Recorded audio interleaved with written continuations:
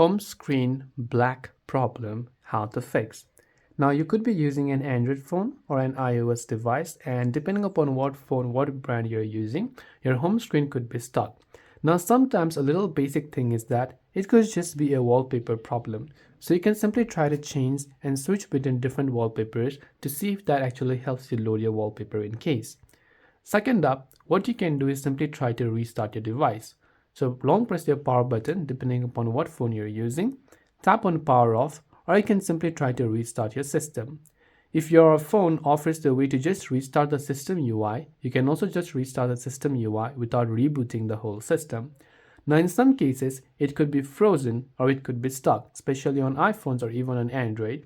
Then in that case, depending upon your phone's combination, you have to first restart it. Some devices will require you to press the volume down and power button together, or some devices volume up and volume down. You just have to look for the specific settings for your particular device, and once you've basically done that, then you should be able to go ahead and then basically restart it. You must also make sure that you're always using the latest and up-to-date version of your system. Open settings, go to software update, check if you have any sort of updates available, and if it does, make sure to update it to the latest version. I hope this video helped you. If you have any questions, feel free to leave them down. Thanks for watching and see you soon in the next video.